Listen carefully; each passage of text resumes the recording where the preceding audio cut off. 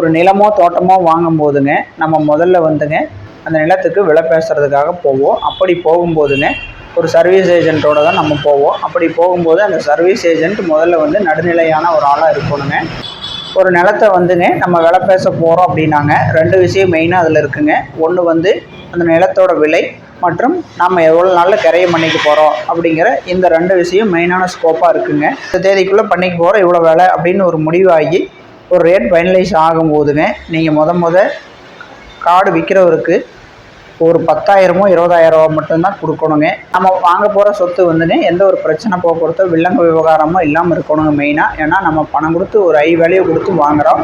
அப்படிங்கையில் எந்த ஒரு பிரச்சனையும் வந்து டாக்குமெண்ட்லேயும் சரி சொத்துலேயும் இருக்கக்கூடாதுங்க. ஸோ இதையெல்லாம் நம்ம வந்து எந்த பிரச்சனையும் இல்லைன்னு உறுதிப்படுத்திட்டு தான் அடுத்த அக்ரிமெண்ட் பொசிஷனுக்கே போகணுங்க. 1 லட்சம் கொடுக்குறதோ இல்லை 10 லட்சம் கொடுக்குறதோ அந்த பொசிஷனுக்கே வந்து பார்த்திங்கன்னா போகிறதுக்கு முன்னால் லீகல் ஒப்பீனியன் வாங்கிட்டு தான் நம்ம அந்த பொசிஷனுக்கே போகணுங்க. ஸோ லீகல் ஒப்பீனியனுக்கு முன்னால் வெறும் 10,000 20,000 மட்டும்தான் கொடுக்கணுங்க.